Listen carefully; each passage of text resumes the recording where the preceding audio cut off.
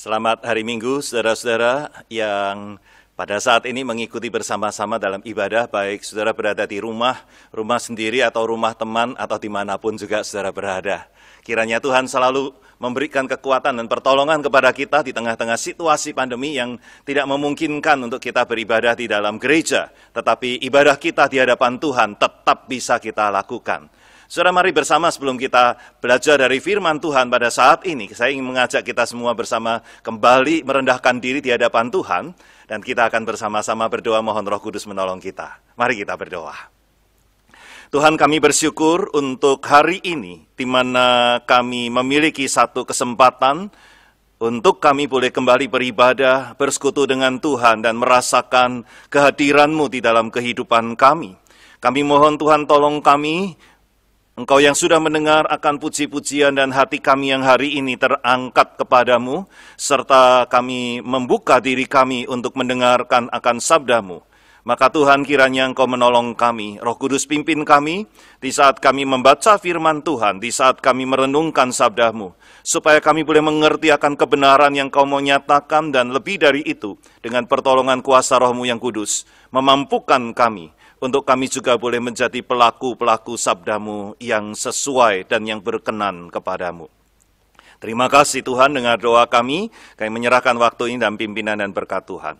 Ini doa kami di dalam nama Tuhan Yesus kami berdoa. Amin. Saudara-saudara yang dikasihi Tuhan, hari ini saya ingin mengajak kita bersama belajar dari firman Tuhan, yaitu dari surat yang paling akhir di dalam kitab Perjanjian Baru, atau juga dalam Alkitab tentunya, yaitu dari Wahyu. Dan kita akan belajar dari satu surat yang diberikan kepada jemaat yang ada di Philadelphia. Untuk itu saudara, mari bersama kita akan melihat Wahyu pasal yang ketiga, ayat yang ke-7 sampai dengan ayat yang ke-12. Wahyu pasal yang ketiga, ayat yang ke-7 sampai dengan ayat yang ke-12. Saya bacakan bagi kita semua, saudara juga bisa mengikuti dari layar. Firman Tuhan berkata demikian, tuliskanlah kepada malaikat jemaat di Philadelphia. Inilah firman dari yang kudus, yang benar, yang memegang kunci Daud. Apabila ia membuka, tidak ada yang dapat menutup. Apabila ia menutup, tidak ada yang dapat membuka.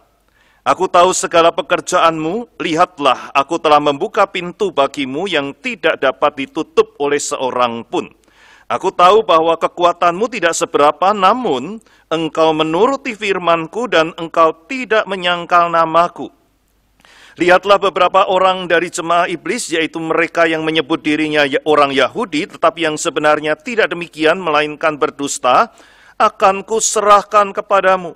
Sesungguhnya aku akan menyuruh mereka datang dan tersungkur di depan kakimu, dan mengaku bahwa aku mengasihi engkau. Karena engkau menuruti firmanku untuk tekun menantikan aku, maka aku pun akan melindungi engkau dari hari pencobaan yang akan datang atas seluruh dunia untuk mencobai mereka yang diam di bumi. Aku akan datang segera, peganglah apa yang ada padamu, supaya tidak seorang pun mengambil mahkotamu. Barang siapa menang, ia akan kujadikan soko guru di dalam bait suci Allahku, dan ia tidak akan keluar lagi dari situ. Dan padanya akan kutuliskan nama Allahku, nama kota Allahku, yaitu Yerusalem baru, yang turun dari sorga dari Allahku, dan namaku yang baru. Ya, sedemikian jauh pembacaan firman Tuhan. Berbahagialah kita yang mendengar sabdanya, yang memelihara dan yang dapat melakukan dalam kehidupan kita. Saudara, ini merupakan satu surat yang unik di dalam kitab Wahyu.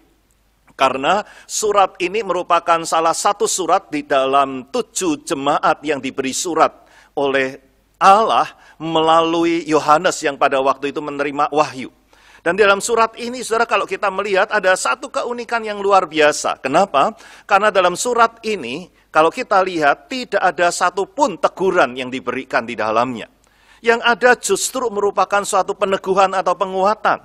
Saudara, hal ini menunjukkan bahwa mereka memang pada saat itu juga bukan situasi yang nyaman, tetapi situasi yang juga penuh dengan pergumulan. Dalam pergumulan-pergumulan mereka, dikatakan di sana bahwa mereka itu bertekun, tidak menyangkal akan nama Tuhan, setia kepada Tuhan. Wah, itu luar biasa. Dan itulah yang membuat Tuhan yang melihat itu semua pun Tuhan menolong mereka. Firman Tuhan berkata, karena engkau menuruti firman-Ku, maka aku pun akan melindungi engkau. Saudara, ini merupakan sesuatu yang luar biasa yang diberikan, yang berbeda dan yang menjadi kekhususan atau keunikan dari surat kepada Philadelphia ini. Bahwa mereka juga kemudian di akhir, hampir akhir itu dikatakan, peganglah apa yang ada padamu. Ya. Supaya itu tetap ada pada mereka, artinya ketekunan mereka itu dilihat dan direkomend oleh Tuhan. Ketika dikatakan kau akan diberikan atau menjadi soko guru, saudara, itu di Philadelphia memang biasa pada saat itu, ketika ada orang-orang yang ternama ataupun orang-orang yang luar biasa berkontribusi kepada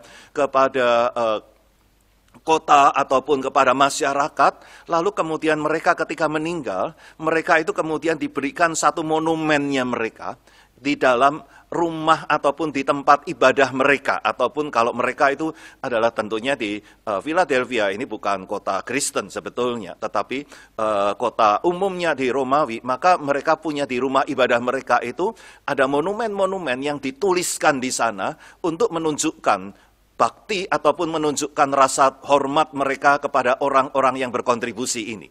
Maka ketika dikatakan barang siapa menang, ia akan kujadikan soko guru. Ini menunjukkan kepada sesuatu yang luar biasa. Dan inilah yang diberikan oleh Allah kepada jemaat di Philadelphia. Saudara, menarik lagi, kalau kita melihat kepada kitab Wahyu ini, maka kita melihat dalam kitab Wahyu ini kepada 7 jemaat, Allah itu berbicara melalui Yohanes. Dan pada saat Allah berbicara kepada 7 jemaat ini, saudara bisa menarik sekali. Kalau saudara melihat dari pasal yang kedua sampai dengan pasal yang ketiga ini, maka kita bisa melihat adanya 7 jemaat yang diberikan surat. Dan uniknya, dalam setiap surat itu ketika Allah memulai membuka bicaranya kepada mereka, kepada jemaat-jemaat ini, Allah memakai atau memperkenalkan dirinya dengan unik. Saudara bisa melihat misalnya dalam pasal yang kedua ketika Tuhan berbicara kepada jemaat di Efesus, maka Tuhan berkata, inilah firman dari yang memegang 7 bintang. Ya, itu merupakan 7 bintang itu menunjukkan kepada 7 gereja. Tapi dikatakan inilah yang memegang 7 bintang, artinya dia yang berkuasa di dalamnya. Lalu kemudian kepada jemaat di Smyrna, dia katakan, akulah adalah yang awal dan yang akhir, yang sudah mati tetapi yang sudah ataupun yang telah hidup kembali. Ya, itu yang dinyatakan kepada jemaat di Smyrna. Kalau jemaat di Tiatira, itu jemaat yang ketiga yang disapa oleh Tuhan, dia mengatakan, aku itu ya Allah yang matanya itu bagaikan nyala api dan kakinya bagaikan tembaga. Ini menunjukkan kepada apa? Menunjukkan kepada greatness, kebesaran Allah yang begitu luar biasa. Kepada jemaat di Sardis sebagai yang keempat, ya, keempat, iya, yang ada di sana dikatakan ini adalah Allah yang memegang ataupun yang memiliki 7 roh Allah dan yang memegang 7 bintang. Nah, ini menunjukkan kepada sesuatu yang luar biasa yang diberikan. Lalu kepada jemaat di Philadelphia, kalau kita melihat, di jemaat di Philadelphia ini dikatakan ia adalah yang kudus dan yang benar, yang memegang kunci Daud. Ya.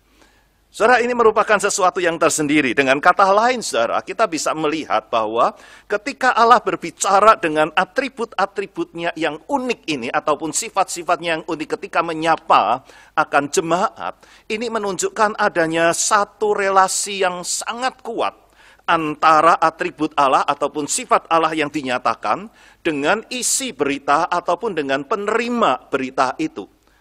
Nah, dalam hal inilah ketika kita melihat pada jemaat di Philadelphia ini, maka ketika Allah menyatakan bahwa aku adalah yang memberikan surat ini adalah yang kudus dan yang benar, yang memegang kunci Daud. Itulah yang akan kita bersama-sama pada hari ini akan coba lihat atau akan coba renungkan siapa Allah yang hari ini kita mau kenali sebagaimana ia menyatakan dirinya kepada jemaat di Philadelphia. Saudara, di sini Allah menyatakan dirinya sebagai yang kudus dan yang benar, ya, yang memegang kunci Daud. Nah, inilah hal yang akan kita bersama lihat. Topik yang diberikan kepada saya adalah the righteous and holy God, gitu ya. Allah yang kudus dan yang benar, ya. Untuk itulah saudara, saya ingin mengajak kita melihat keterkaitan antara apa yang menjadi sifat Allah ini dengan apa yang Allah tentunya inginkan terpancar, terlihat dalam satu relasi dengan Allah. Nah, inilah yang saya ingin ajak kita bersama-sama pelajari. Saudara, berdasarkan bagian ini, maka saya ingin mengajak kita dan ingin memperlihatkan kepada kita sifat Allah ini memberikan kepada kita beberapa hal yang kita perlu ingat atau perlu kita pegang. Bahkan kita perlu wujudkan dalam hidup kita. Untuk mempermudah mengingatnya, mari kita ingat dengan jembatannya, ya, yaitu kumur peras. Nah, ini kumur terus kemudian diperas, bukan itu, ya. Tetapi kumur peras ini ingin mengingatkan akan hal-hal yang penting yang terlihat, yang ternyatakan melalui apa yang Allah nyatakan kepada umatnya. Kunya mengingatkan kepada apa? Allah itu berkata, aku ini adalah Allah yang kudus. Kudus itu merupakan satu kata yang bisa juga menunjukkan kepada yang dikhususkan. Artinya yang tidak digunakan untuk yang lainnya. Misalnya saudara punya pacar. Ya. Kalau saudara punya pacar saudara itu saudara pengen nggak dia juga selain pacaran kepada saudara, jadi pacarnya orang lain. Kan nggak mau. Kita katakan kalau kamu pacarku, ya kamu hanya dengan aku. Khusus untuk aku. Nah, saudara, kata kudus itu bisa dikatakan khusus. Seperti sebuah gereja, sebuah tempat yang kita katakan, oke, tempat ini dikuduskan atau dikhususkan untuk kita bersama-sama menyembah Tuhan. Maka tempat itu kita nggak akan gunakan untuk yang lain. Kita nggak akan gunakan untuk sesuatu yang berbeda. Misalnya kita gunakan juga untuk dugem. Nggak mungkin, kan? Karena apa? Itu adalah tempat yang dikuduskan. Kata kudus itu menunjuk kepada kekhususan yang set apart, yang dipisahkan, yang dikhususkan untuk sesuatu. Mungkin bentuknya sama, tetapi dia tidak digunakan untuk yang lain. Ya. Kami ini yang lagi sebagai dosen di STT Amanat Agung, ya, salam juga untuk saudara kan tentunya. Kami sebagai dosen di STT Amanat Agung di situasi pandemi ini juga mengalami keunikan. Oleh karena apa? Oleh karena kami ada di sini dan kami tidak bisa keluar ataupun tidak boleh keluar juga. Lalu kalau makan itu, saudara, kami juga punya tempat yang khusus. Kami punya tray yang khusus untuk tempat makan kami. Dan kalau saudara tahu, saudara bisa cek nanti. Tempat itu masing-masing sudah dilabeli, ada namanya masing-masing. Jadi nggak mungkin tempatnya itu dipakai oleh yang lain. Bentuk sama semua, tetapi semua dikasih label. Ya, punya saya ada labelnya, Pendeta Lihan Ing, begitu ya. Karena apa? Karena itu untuk saya. Ya, setiap kali saya memakai, ya pakai itu. Saya nggak boleh pakai yang lain, karena yang lain walaupun bentuknya sama, itu bukan untuk saya. Yang untuk saya itu sudah dikhususkan. Nah, kata kudus itu menunjukkan dikhususkan itu. Ketika Allah berbicara dengan umatnya, Allah berkata, aku ini kudus. Artinya aku ini juga untukmu. Pertanyaannya adalah, kalau saudara dan saya hari ini juga sudah dikuduskan oleh Allah, menjadi bangsa dan umat yang kudus, sebagaimana 1 Petrus pasal yang kedua ayat yang ke-9 dan 10 berkatakan, bahwa kita ini adalah imamat yang rajani, imamat yang kudus itu. Apakah saudara dan saya ingin berkata, Tuhan, saya akan set apart, saya akan khususkan hidup saya, tubuh saya, pikiran saya, perkataan saya, tindakan saya, khusus hanya untuk Tuhan. Kata kudus ini menunjukkan kepada kekhususan dan tidak digunakan untuk yang lainnya. Dan ini merupakan sesuatu yang menjadi konsekuensi juga ketika kita bersama dengan Tuhan. Dan itulah sebabnya, saudara, saya ingin mengajak saudara bersama-sama dengan saya. Mari kita menjadi jemaat yang militan di hadapan Allah. Yang kita berkata, kita khusus untuk Tuhan. Kita mengatakan hidup kita juga untuk Tuhan. Bukan untuk yang lain. Atribut kudus ini juga bisa diartikan sebagai yang murni. Makanya kumur tadi. Yang kudus, itu khusus dan murni. Murni artinya apa? Murni itu artinya sesuatu yang tidak ada campuran yang lain, yang membuat kualitas dari yang pertama itu menjadi menurun ataupun berubah. Ya. Kemurnian dari Allah adalah Allah, maka dia mengatakan kepada umatnya, kepada orang Israel, jangan ada Allah lain di hadapanku. Kenapa? Karena ia tidak ingin dicampurkan dengan yang lainnya. Maka di dalam kekristenan bukan sinkretisme. Kekristenan tidak mencampur adukkan yang lain. Karena kebenaran Allah adalah kebenaran yang mutlak. Kehadiran Allah adalah kehadiran yang mutlak. Dan itu murni. Tidak dicampurkan dengan yang lain. Dan keadaan seperti itulah yang disebut dengan kudus. Saudara, kekudusan yang semacam ini membuat kita juga harus berpikir kembali. Kalau saya ini kudus di hadapan Tuhan, apakah saya juga murni hari ini? Atau hidup saya ini sudah saya campurkan dengan berbagai macam hal. Mungkin kita mencampurkan pikiran kita dengan pikiran-pikiran dunia. Mungkin kita mencampurkan tindakan kita mengasihi Allah seakan-akan melayani Allah. Tapi juga tetap melayani dosa di dalam hidup kita. Sehingga hidup kita ini kualitasnya tidak lagi sebagai yang kudus. Kumur mengingatkan kepada kekudusan Allah itu dikhususkan dan juga murni. Lalu perasnya mengingatkan apa? Perasnya ini ingin mengingatkan kepada apa yang menjadi atribut Allah yang dikatakan benar itu. Kata benar di sini bukan menunjuk kepada benar dalam arti yang ada di pengadilan, dibenarkan di pengadilan. Bukan, tetapi benar yang menjadi esensi dalam hidupnya atau esensi pada dirinya. Nah, kata kebenaran atau benar ini menunjukkan kepada peras. Apa itu?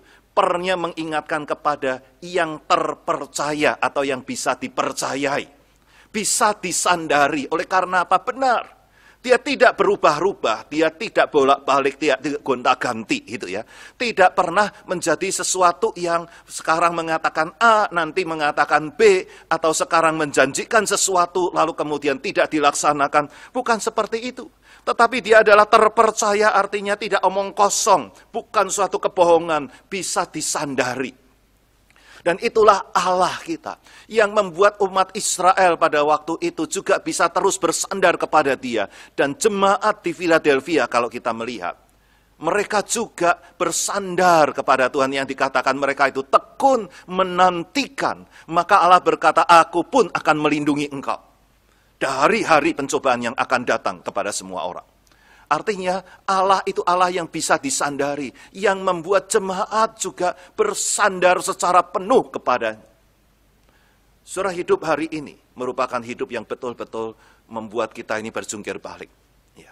Entah di dalam masalah-masalah yang ada, entah kita harus saat ini work from home, ataupun bahkan oleh karena secara ekonomi kehidupan kita juga mungkin murat-marit oleh karena banyak di antara orang-orang yang sekarang juga pendapatannya menurun, orang-orang yang mempunyai atau yang wira swasta juga merasakan pergumulan-pergumulan yang berat, orang-orang yang menjadi karyawan juga demikian. Saudara, mungkin saudara juga mengalami berbagai macam pergumulan. Di saat yang seperti ini, kita memerlukan tempat untuk bersandar. Dan Allah adalah Allah yang benar, yang bisa menjadi tempat persandaran saudara dan saya. Itulah sebabnya Mazmur 62 mengatakan, hanya dekat Allah saja kiranya aku tenang. Daripadanya lah keselamatanku, kota bentengku aku tidak akan goyah. Saudara, inilah yang menjadi tempat di mana orang boleh bersandar dan menemukan tempat peristirahatan. Oleh karena apa? Oleh karena merasakan bahwa hidup ini betul-betul di tengah-tengah kesulitan, kita punya tempat untuk menyandarkan, untuk kemudian mendapatkan kekuatan, mendapatkan topangan, mendapatkan dorongan kembali. Dan itulah yang Tuhan katakan, aku adalah Allah yang benar, yang bisa kau percayai. Saudara, hal ini juga menjadi satu konsekuensi tentunya kepada kita. Ketika kita hari ini sudah dibenarkan di hadapan Allah sebagai orang-orang yang berada di dalam Kristus, maka apakah kebenaran kita itu membuat kita juga bisa dipercaya oleh orang-orang lain di sekitar kita? Menjadi orang-orang yang bukan menyebarkan kebohongan, bukan menyebarkan sesuatu yang tidak benar, bukan mengatakan kata-kata yang sia-sia, tetapi yang bisa disandari. Dan itulah yang penting. Teras, asnya terakhir. Nah, kalau sudah terakhir, sudah pasti senang. Gitu ya. As yang terakhir ini menunjukkan kepada yang benar itu, termasuk juga bisa diartikan sebagai genuine, original, asli. Sehingga Asnya mengatakan tentang keaslian. Artinya apa asli itu? Asli itu tulus. Nggak ada topeng-topengan, bukan sebuah kepura-puraan atau sebuah kemunafikan. Sesuatu yang bersifat sungguh-sungguh. Ketika Tuhan menyapa umatnya dan berkata, peganglah apa yang ada padamu. Aku akan melindungi engkau. Itu tulus keluar dari hati. Itu bukan hanya sekedar lip service. Itu bukan hanya sekedar suatu kata-kata murahan ataupun kata-kata yang indah belaka. Bukan. Saudara, bukankah seringkali kita berkata, oh aku mendoakan kamu, tapi kata itu hanya kata murahan, kata yang sekedar ngomong, atau God bless you. Ya, Tuhan memberkatimu, tetapi kata-kata itu bukan suatu kata-kata yang tulus. Kalau Allah dalam kebenarannya, maka Allah menyatakan itu sebagai yang asli, yang benar, yang bukan munafik, tidak ada topeng pada dirinya. Dan itulah yang Tuhan inginkan juga hadir dalam hidup saudara dan saya.